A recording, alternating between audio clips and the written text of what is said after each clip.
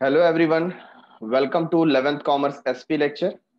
We are in chapter 2 Joint Stock Company and currently we have finished with the chapter but distinguish is pending. So let us move on to page number 25. As you can see, our first distinguish is between private company and public company. Already we know what is private company and what is public company. Okay. तो एक एक करके सब points लेंगे जैसा यहाँ पर आपको बताया गया है डिस्टिंग्विश जो फॉर्मेट में बनाया गया है इसी फॉर्मेट को आपको भी एग्जाम में फॉलो करना है।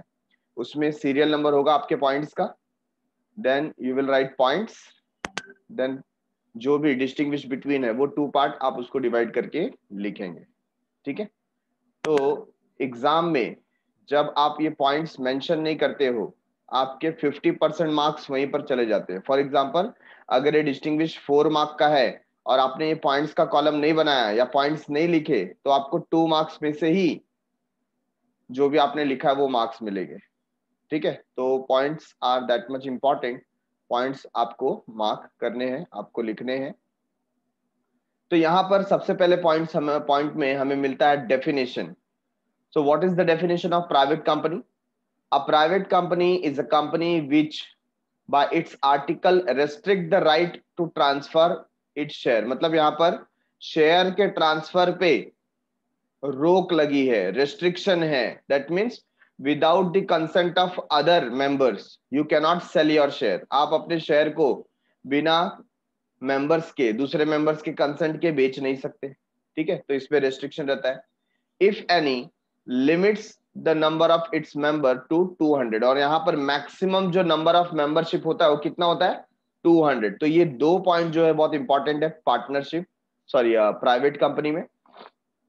पब्लिक कंपनी का बहुत ही सिंपल बता दिया गया है, which is not a private company. इतना सिंप्लीफाइड तरीके से बता दिया है, which is not a private company is a public company.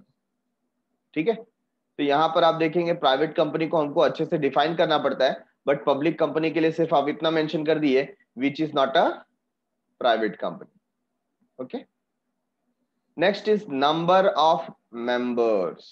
Number of members पहला पॉइंट हमने देखा डेफिनेशन का। अब मेंबर हमें पता है कि प्राइवेट कंपनी होगा तो मिनिमम 2 और मैक्सिमम 200, ये लिमिट है वहां पर। ठीक है, in the case of public company minimum 7 and maximum no limit, there is no limit, n number of members you can make। ठीक है, नंबर ऑफ डायरेक्टर। अब ये पॉइंट ऊपर कहीं पर भी कवर नहीं हुआ था बट डिस्टिंग्विश में हमको यहां पर दिया हुआ है कि नंबर ऑफ डायरेक्टर आप कितने बना सकते हो अपनी कंपनी में। तो प्राइवेट कंपनी में मिनिमम कितने हैं 2, मिनिमम 2 डायरेक्टर्स आर एसेंशियल, और पब्लिक कंपनी में कम से कम 3 डायरेक्टर होने चाहिए। क्या मैक्सिमम पे भी कोई लिमिट है क्या?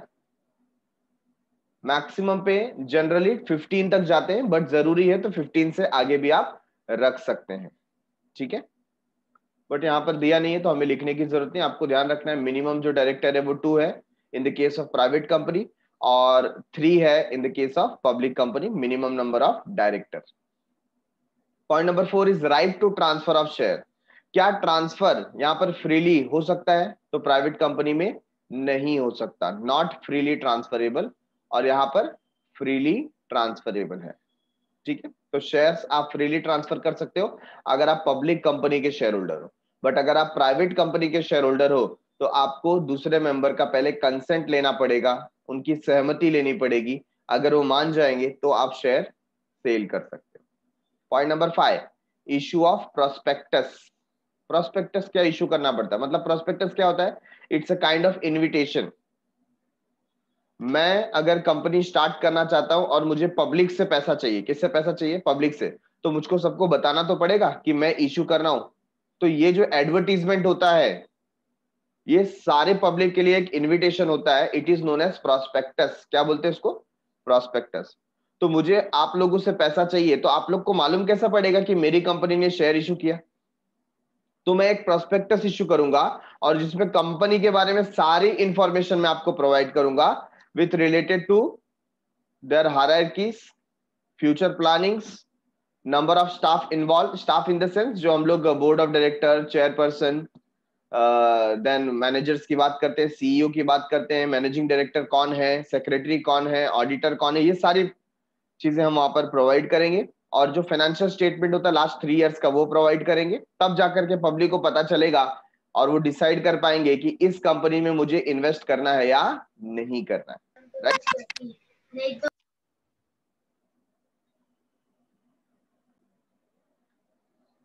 तो क्या प्राइवेट कंपनी प्रोस्पेक्टस इशू करती है? नहीं, नहीं करती। क्यों नहीं करती है?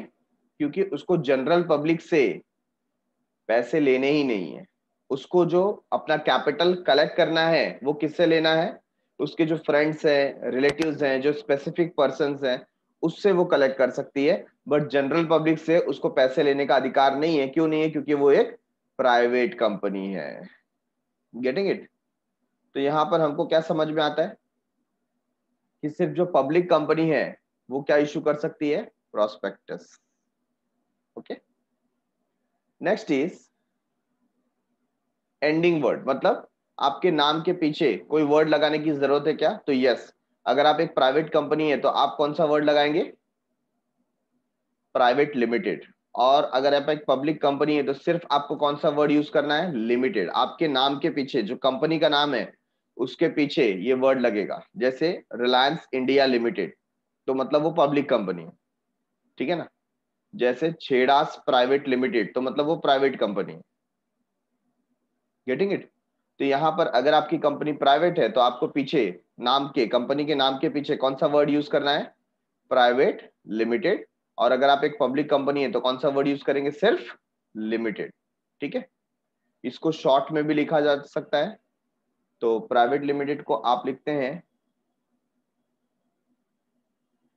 Like this, private limited. और यहां पर सिर्फ आप ऐसे वर्ड यूज कर दीजिए, limited, that is also okay.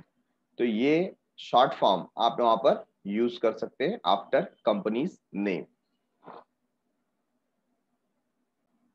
Now next distinguish is a comparative study of forms of organisation. इसमें से क्या हो सकता है? एग्जाम में आपको कोई भी दो पेयर आ सकते हैं। इन द सेंस, या तो आपको सोल ट्रेडिंग कंसर्न और जॉइंट हिंदू फैमिली फॉर्म ये पूछ दिया जाए, और एल्स आपको सोल ट्रेडिंग कंसर्न या पार्टनरशिप फॉर्म पूछ दिया जाए। ठीक है, इनका कोई भी कॉम्बिनेशन हो सकता है। जॉइंट स्टॉक कंपनी और कोऑपरेटिव सोसाइटी साथ में पूछ दिया जाए तो कोई भी दो आपको इसमें से पूछा जा सकता है। ठीक है, तो ये कंपैरेटिव स्टडी आपको बहुत ही अच्छे से समरी बना के दे दिया गया है। तो सबसे पहला है मीनिंग। सोल ट्रेडिंग कंसर्न क्या है? A business organisation owned and controlled by one person. Owned and controlled by one person. ठीक है। जॉइंट हिंदू फैमिली बिजनेस क्या होता है? जहां पर owned and run by family member. कौन रन करता है यहाँ पर? Family member. पार्टनरशिप फॉर्म में क्या होता है? Owned and run by two और मोर पर्सन, दो या दो से ज्यादा लोग जब बिजनेस को चलाते हैं उसे कहा जाता है पार्टनरशिप फर्म। ठीक है। Joint stock company, joint stock company क्या है? आर्टिफिशियल पर्सन है, created by law, having perpetual succession. Perpetual succession मतलब long life. Okay. Cooperative society, voluntary association of individuals. कैसे individual? Which is formed for providing service to its member. क्यों बनाया गया? ताकि हम मेंबर्स को सर्विस दे सके। इनका मेन उद्देश्य प्रॉफिट अर्न करना नहीं है। क्या है? सर्विस प्रोवाइड करना अपने मेंबर्स को। ठीक है।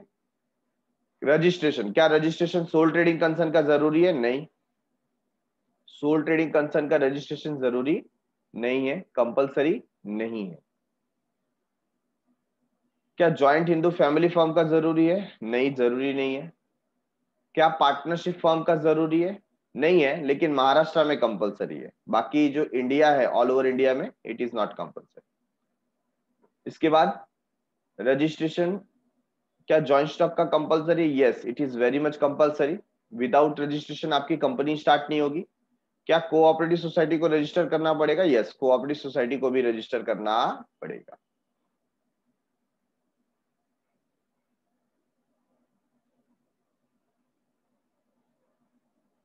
नंबर ऑफ मेंबर, अगर सोल ट्रेडिंग कंसर्न है तो सोल मतलब सिंगल, वहां पर तो सिंगल पर्सन है। अगर जॉइंट हिंदू फैमिली फर्म है तो उसमें कोई लिमिट नहीं है। Number, it depends upon number of birth and death, number of birth and death in the family. ठीक है। Partnership firm minimum 2, maximum 50, minimum 2, maximum 50, ये पार्टनरशिप एक्ट में लिखा है। और अगर जॉइंट स्टॉक कंपनी है तो पब्लिक कंपनी और प्राइवेट कंपनी का अलग अलग है।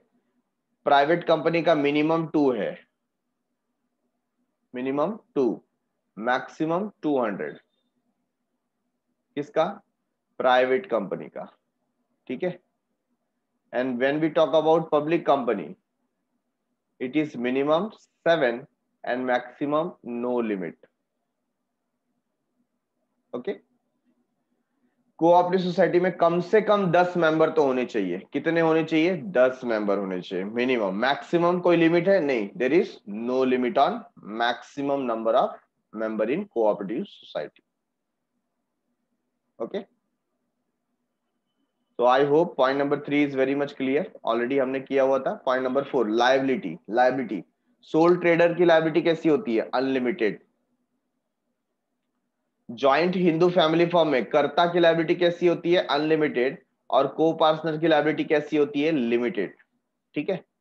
When we talk about partnership firm, तो वहां पर भी लायबिलिटी कैसी होती है? अनलिमिटेड, जॉइंट एंड सेवरल, ये तीनों वर्ड आपको यूज करने हैं। Unlimited, joint and several in the case of partnership firm. And when we talk about joint stock company, तो यहां पर जो मेंबर्स होते हैं उनकी लायबिलिटी कैसी होती है? लिमिटेड। और कोऑपरेटिव सोसाइटी में भी सेम क्या होता है? Limited liability. स्टेबिलिटी, कितना स्टेबल है? तो यहां पर आप देख सकते हैं कि जो सोल ट्रेडिंग कंसर्न है इसमें स्टेबिलिटी इतनी नहीं है। क्यों? सब कुछ डिपेंड करता है सोल ट्रेडर पे। अगर सोल ट्रेडर को कुछ हो गया तो बिजनेस बंद हो सकता है ना। It can be affected due to the death और insolvency of the trader. Similarly joint Hindu family business है, उसमें भी क्या है? Lack of stability. यहाँ पर भी जो करता है, को पार्टनर है, उनके डेथ के और बर्थ के ऊपर डिपेंड करता है कि कितना स्टेबल रहेगा। ठीक है। In the case of partnership firm, यहां पर भी क्या है? स्टेबिलिटी का प्रॉब्लम है। बिजनेस में be affected due to death, मतलब कोई पार्टनर का डेथ हो गया, इंसॉल्वेंसी हो गया, तो उसकी वजह से बिजनेस को अफेक्ट होता है। क्या जॉइंट स्टॉक कंपनी को अफेक्ट होता है? Answer is no. ये क्या है? स्टेबल है। कोऑपरेटिव सोसाइटी स्टेबल है। ठीक है। उनका अपने मेंबर से कोई भी मेंबर के डेथ से, मेंबर के इंसॉल्वेंसी से उनका कोई रिलेशन नहीं है। ठीक है। Next one is capital. Compare करें तो यहां पर कैपिटल कैसा होता है? लिमिटेड। सबसे कम कैपिटल आपको सोल ट्रेडिंग कंसर्न में दिखाई देगा। यहां पर भी कंपेयर करें, हम हमेशा अपने से जो ज्यादा है उससे कंपेयर कर रहे हैं। ठीक है। तो जॉइंट हिंदू फैमिली फर्म का भी कैपिटल क्या होता है? लिमिटेड होता है। यहां पर अब अगर हम कंपेयर करें सोल ट्रेडिंग कंसर्न से तो ज्यादा है, लेकिन अगर हम जॉइंट स्टॉक कंपनी से कंपेयर करें, less than joint stock company. Joint stock company से क्या होता है? कम होता है। Getting it? और जॉइंट स्टॉक कंपनी में तो कैसा कैपिटल है? Huge capital, very large capital. Cooperative society, यहां पर क्या होता है? Comparatively more than sole trading concern and joint Hindu family business और partnership, but joint stock company से क्या होता है? कम होता है।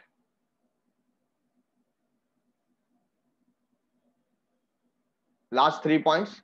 Point number 7, secrecy. क्या आप अपने बिजनेस के सीक्रेट इंफॉर्मेशन, जो गुप्त बातें, उन्हें गुप्त रख सकने में कामयाब है? तो यस, सोल ट्रेडिंग कंसर्न में है। क्यों? क्योंकि वहां पे वो अकेला पर्सन है, किसी से कुछ डिस्कस करने की जरूरत नहीं। सिमिलरली जॉइंट हिंदू फैमिली पर फर्म है, उसमें भी सिर्फ फैमिली के ही मेंबर रहते हैं, बाहर का कोई हम बिजनेस में लेते नहीं है। Third one, partnership firm, secrecy shared by the partner.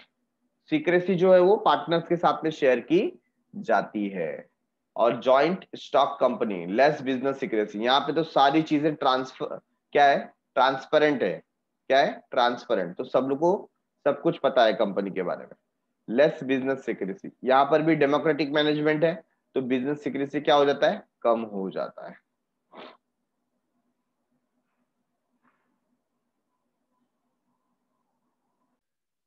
Point number 8, management. Management कैसा है, a soul trader alone is responsible for the management of business. तो इसको हम क्या बोलेंगे, अलोन इज रिस्पॉन्सिबल, अकेला रिस्पॉन्सिबल है, क्योंकि वो अकेला है ही है वहां पर। यहां पर कौन रिस्पॉन्सिबल है, कर्ता। कौन है, कर्ता, कर्ता इज रिस्पॉन्सिबल। यहां पर कौन रिस्पॉन्सिबल है, ऑल पार्टनर, सारे के सारे पार्टनर इक्वली लायबल है। Board of director constitute the management of the company, यहां पर कौन होगा, बोर्ड ऑफ डायरेक्टर मैनेजमेंट के लिए रिस्पॉन्सिबल होते हैं। और कोऑपरेटिव सोसाइटी में मैनेजिंग कमिटी होती है जो रिस्पॉन्सिबल होती है बिजनेस को रन करने के लिए। ठीक है, लास्ट पॉइंट, गवर्नमेंट कंट्रोल। क्या गवर्नमेंट का कोई इस पे ज्यादा रिस्ट्रिक्शन है, तो यस, अगर जॉइंट स्टॉक कंपनी की बात करते हैं तो टोटल कंट्रोल है, मोर गवर्नमेंट कंट्रोल। किसकी बात करें, joint stock company. Cooperative society तो अगेन इसमें क्या है, मोर गवर्नमेंट कंट्रोल, उनको प्रॉपर रूल्स एंड रेगुलेशन से ही चलना पड़ता है। बट अगर हम बात करें पार्टनरशिप फर्म की तो क्या होता है, लिमिटेड गवर्नमेंट कंट्रोल, यहां पर गवर्नमेंट कंट्रोल बहुत ही कम है। ठीक है, लिमिटेड है। और जॉइंट हिंदू फैमिली फॉर्म में तो एकदम ही कम है, less.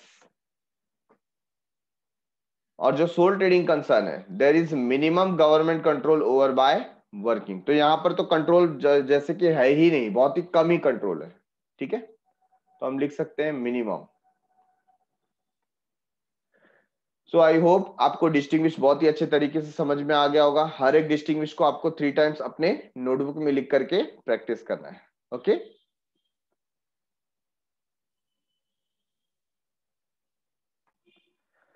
So this is it with chapter number 2, joint stock company. हमने देखा कि जॉइंट स्टॉक कंपनी से रिलेटेड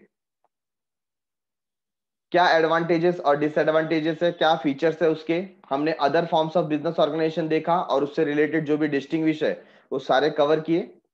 सो आज के लिए इतना काफी है। Thanks a lot, bye bye, शुक्रिया, शबा खैर, सायोनारा।